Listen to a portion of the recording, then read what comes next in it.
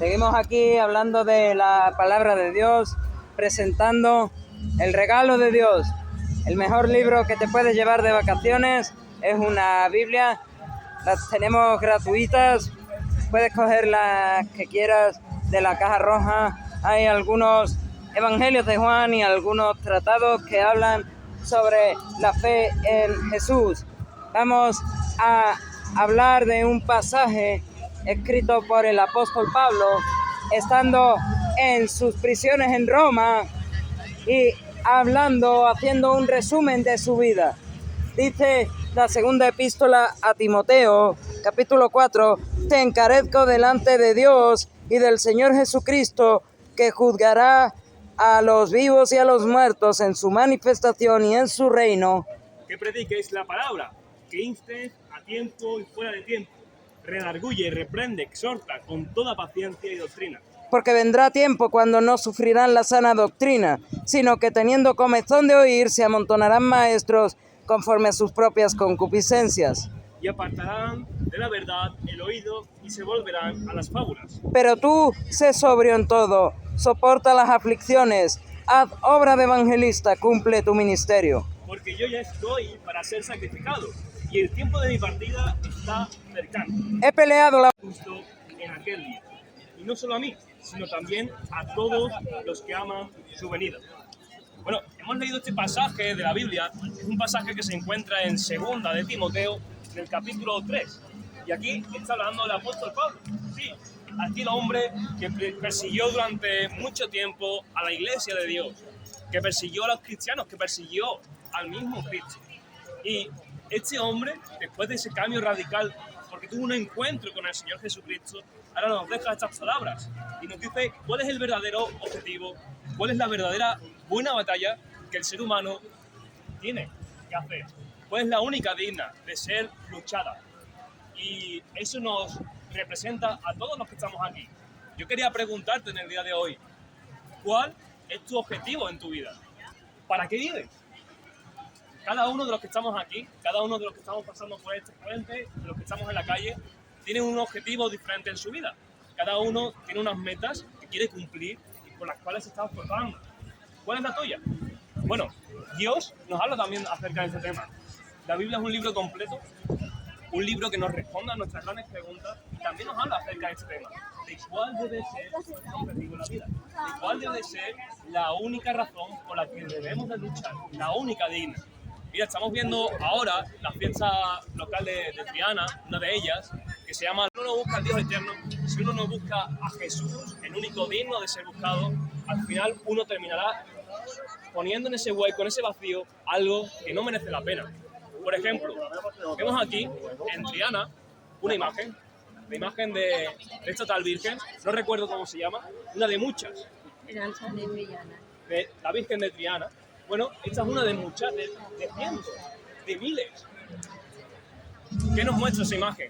Nos muestra que cuando uno quita al Cristo de su corazón, está dispuesto a aceptar cualquier otra cosa. Y es precisamente lo que vemos aquí.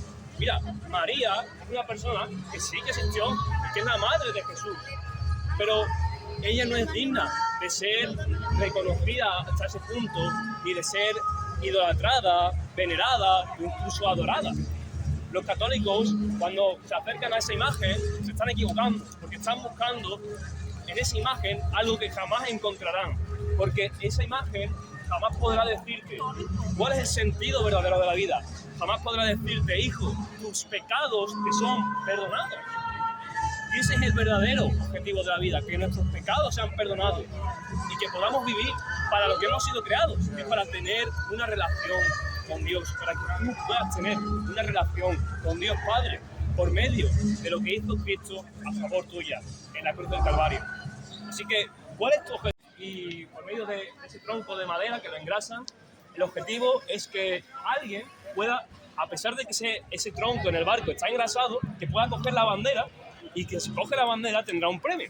Entonces estamos viendo que hay muchos participantes que están esforzándose, a pesar de que ese tronco está bien engrasado y es difícil de coger la bandera. Y ya hemos visto algunos casos de que la han cogido los jóvenes y todo el mundo ha estado contento, ha estado aplaudiendo, pero había una cosa que pasaba a todo participante.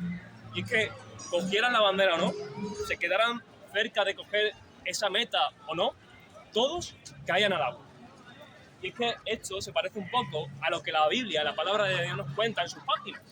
La Biblia nos dice que sí, que cada uno busca su camino, que cada uno cree que su camino es el correcto, que es el recto delante de Dios, pero todos nosotros, al final, te quedes cerca de tus metas o no, las cumplas o no, a todos nosotros nos va a pasar una cosa. Y es que, como en esta fiesta, todos los participantes finalmente se caen al agua, consigan la bandera o no, todos nosotros, consigamos nuestras metas o no, vamos a caer en el agua también. Y cuando hablo de agua me refiero a la muerte. La Biblia nos dice cuál es la razón de la muerte. Y bueno, es bueno saber cuál es la razón. Porque sí, estamos vivos, pero tú y yo, a pesar de que tengamos una diferente edad, todos nosotros vamos a morir. Oh Señor, ¿qué quieres que yo haga? Señor, ¿qué quieres que yo haga? Ahí vemos a un Saulo de Tarso, una posible mala persona que ha perseguido al cristianismo, que ha hecho todo lo que no se debe de hacer contra Cristo y contra sus hijos. Y Dios mismo lo tiene que confrontar para que ahora diga, no entiendo, ¿qué hago ahora? Lo veo claro, ¿qué hago ahora? Déjame leerte una lista que hice pensando en una lista del mismo apóstol Pablo. Pablo, iniciado en su judaísmo desde la cuna, de enésima generación de judíos de la tierra de Tarso, pecador de entre una multitud de pecadores, en cuanto a la ley, condenado culpable del infierno, en cuanto al celo, perseguidor de la iglesia, o el más grande de los fieles del judaísmo. En cuanto a la justicia que es en la ley, irreprensible delante de los hombres, concretamente delante de los judíos, que dicen considerarlo buena persona, a Pablo, a Saulo de Tarso. Pero te lo voy a leer tal y como lo escribí. Esto ya no es para Saulo de Tarso. Esta lista ya no es para Saulo de Tarso. Esta lista es para mí, para ella, para él, para todos los que estamos aquí.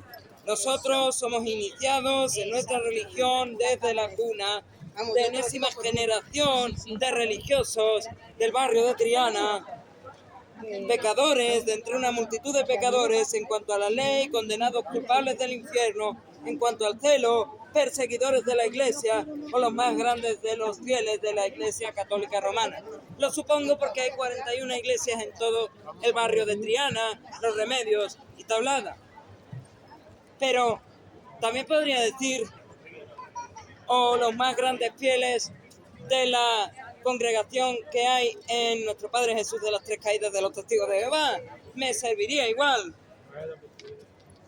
En cuanto a la justicia que es en la ley, irreprensibles delante de los hombres que dicen considerarnos buenas personas, a ti y a mí. Esta es la humanidad. Este es Pablo de Tarso, Saulo de Tarso, el mal ejemplo. Esta es la humanidad.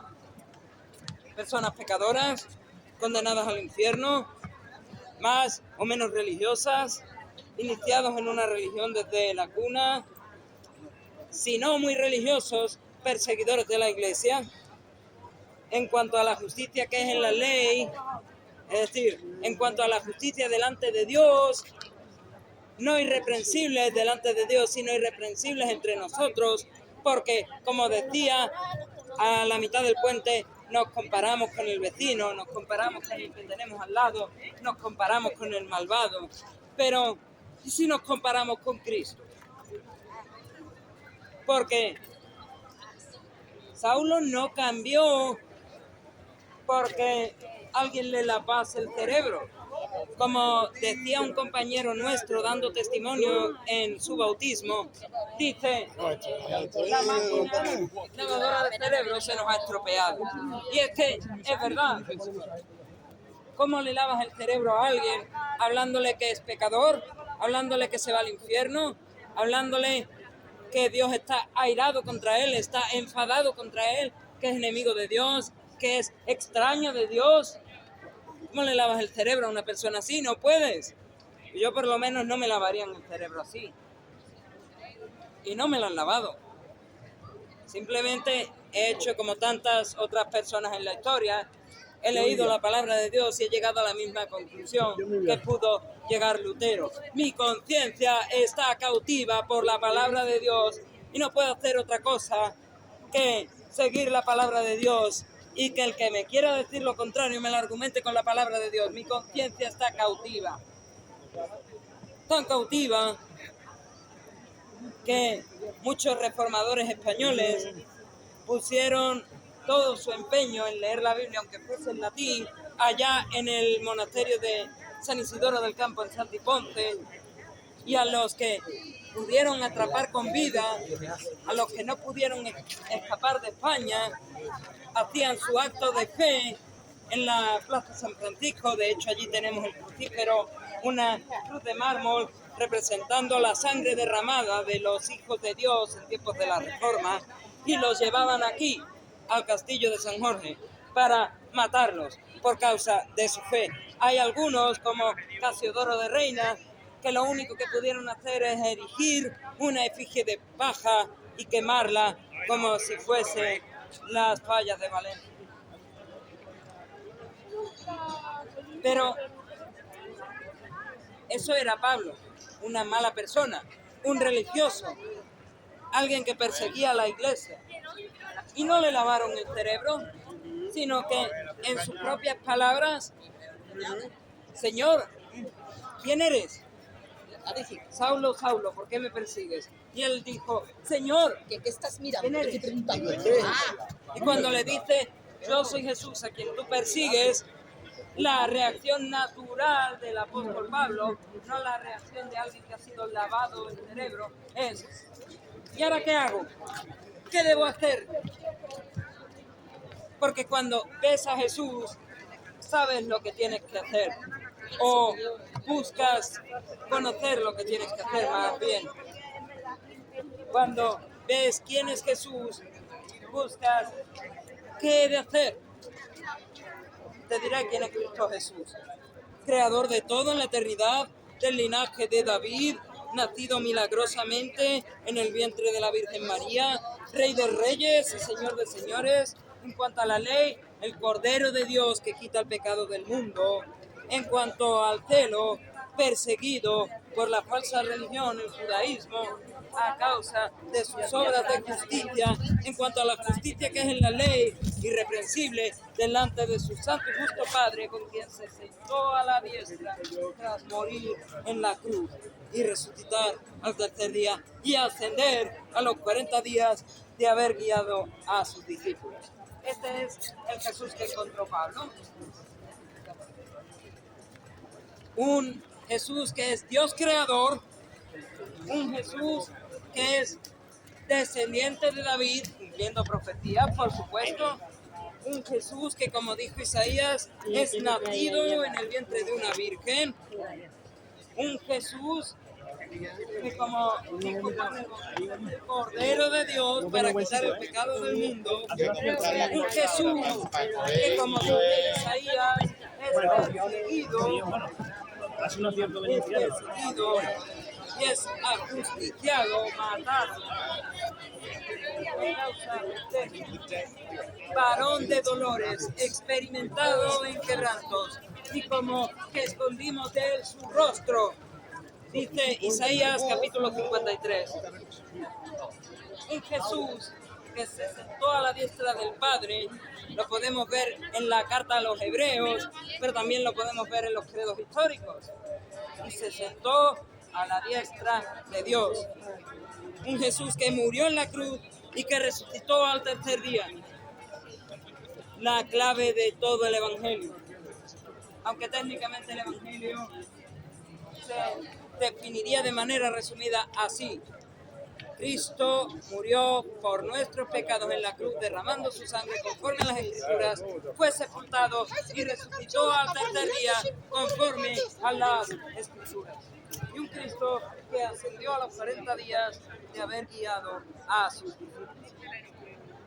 Un Cristo que ascendió después de haber mandado a sus discípulos a perseguir un bien mayor, un Cristo que ascendió y que en esa visión de Pablo nos mandó a buscar un bien mayor. Y con esto vamos a terminar. ¿Con cuál es ese bien mayor? Así es. Y es que la pregunta de antes era, ¿cuál es tu objetivo en la vida? Hemos visto que hay muchos tipos de objetivos en la vida, tantos como personas hay en este puente y en todas estas calles. ¿Cuál es el tuyo? Bueno, será diferente a cuál es el mío y a cuál es el de la otra persona que está al lado tuya.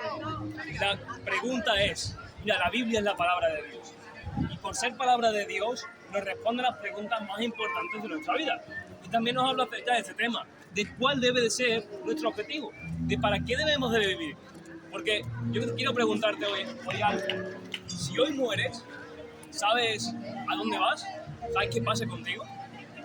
Hay personas que dicen, bueno, si yo muero, mi cuerpo se va al cementerio o lo queman y ya está. Pero la Biblia nos habla de algo más. La Biblia nos dice que hemos sido hechos imagen y semejanza de Dios. Y eso quiere decir que tenemos un espíritu. Es por eso que podemos orar a Dios, es por eso que podemos pensar en el más allá, es por eso que podemos razonar, porque no somos una farola, ni somos un perro, somos un ser humano consciente.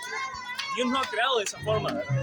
Y el ser humano, su espíritu, no se acaba con la muerte física, sino que pasa a otro lugar, dice la Biblia, a un lugar de condenación, a un lugar de bendición. Jesús es el que más habla de esto. Jesús, en los evangelios, habla mucho acerca de esto, de qué pasa después de la muerte. Jesús nos dice que hay unos que irán al cielo, que habrá otros que irán al infierno. ¿Dónde irás tú? ¿Qué pasará contigo después de la muerte? Bueno, hemos visto el caso del apóstol Pablo.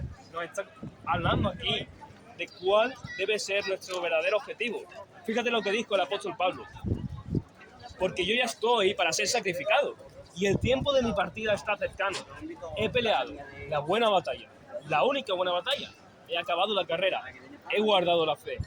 Por lo demás, me está guardada la corona de justicia, la cual me dará el Señor juez justo en aquel día. Y no solo a mí, sino también a todos los que aman su venida. De esto estamos hablando. Al igual que el apóstol Pablo pudo decir esto, a pesar de ser un hombre que de verdad cometió asesinatos. El apóstol Pablo, antes de convertirse en cristiano, era judío y era perseguidor de la iglesia, perseguidor de Cristo. Pero él tuvo la oportunidad de arrepentirse, tuvo la oportunidad de poder tener ese encuentro con Cristo y lo aprovechó, no lo desechó. Y este hombre cambió radicalmente. Gracias a que se encontró con Jesús, lo podemos ver allí en Hechos de los Apóstoles, en ese relato, él cambió su objetivo. Dejó de perseguir su sueño, dejó de perseguir a la iglesia para hacer caso a lo que Cristo decía. Y ese es el verdadero objetivo de nuestra vida. Saber qué es lo que dice nuestro Creador. Saber qué es el que nos dice aquel que tiene la soberanía, aquel que nos ha hecho, aquel que tiene toda la autoridad. Dios es un juez justo, pero Él no es un tirano. Él nos ha creado con libertad. Y sí, quiere que sigamos el objetivo que Él nos dice en su palabra. Quiere que sigamos sus consejos como un buen padre. Quiere que sus consejos los sigan sus hijos. El consejo de Dios es el siguiente: que nuestro objetivo en la vida no sea solamente buscar dinero, que nuestro objetivo en la vida no sea solamente buscar la felicidad vacía de este mundo, sino que tengamos en cuenta algo más importante, que es lo que Él nos está diciendo a través de la Biblia, que es lo que Jesús nos ofrece. Jesús murió en la cruz del Calvario y murió en tu lugar, murió por ti. Él murió y Él resucitó al tercer día, dice la Escritura. Y todo aquel que se arrepiente y cree en lo que hizo Cristo a favor de Él, dice la Biblia, dice Jesús, que tiene ese perdón que tanto necesitamos, que tiene la vida eterna. Y eso es lo que venimos a hablar hoy. Yo no sé cuál es tu objetivo en la vida, pero piensa por un momento, considera lo que Jesús te está diciendo. Jesús te está ofreciendo algo mucho más grande que lo que este mundo te puede ofrecer. Jesús te está ofreciendo ese perdón de pecados, esa vida eterna, poder escapar de esa condenación que merecemos justamente por todos nuestros pecados, que podamos ir al cielo eternamente con Dios nuestro Padre. Lo único que hay que hacer es arrepentirse y creer de verdad en Cristo. Este es el objetivo de la vida. Porque dice Jesús, ¿de qué aprovechará el hombre si ganare todo el mundo y perdiere su alma? ¿De qué aprovechará? ¿De qué aprovechará que seas rico, que puedas comprar toda la calle, todas las viviendas, toda la comida que hay aquí? ¿De qué aprovechará si hoy mueres? Jesús dice así, no sirve de nada. Por eso el verdadero objetivo no solamente debe ser buscar esas cosas materiales, que sí son necesarias, sino buscar la vida eterna que Dios nos está ofreciendo. Es sencillo, solamente hay que hacer dos cosas, dice la Biblia. Solamente dos cosas, dice Jesús. Arrepentimiento y creer que Jesús murió en nuestro lugar, en la cruz del Calvario. No poner nuestra confianza en cosas que son fábulas, como la imagen que vemos ahí. No poner nuestra esperanza en ninguna virgen, en ningún santo, en ninguna otra religión. No estamos hablando de religión. No estamos hablando ni haciendo defensa del catolicismo, ni tampoco de mormones, testigos de Jehová, de ninguna religión. Estamos haciendo defensa de Cristo y de su mensaje. No hablamos de religión, hablamos de una relación con Dios. Y eso solamente se puede hacer por medio de Cristo, no por medio de una religión humana, no por medio de un sacerdote, ni ninguna iglesia, sino solamente por medio de Cristo y de su sangre que derramó en la cruz del Calvario. Así que, por favor, considera, si es posible, este mensaje, que el objetivo de tu vida no solamente sea buscar tus metas, sino que también puedas considerar el verdadero objetivo que Dios nos está diciendo. Considerar a Cristo y lo que hizo en la cruz por nuestros pecados, que murió y que resucitó al tercer día. Dice Jesús en la Biblia que todo aquel que confía en este mensaje recibe la vida eterna y es nacido de nuevo. Por favor, cree en este mensaje. A Él sea la gloria.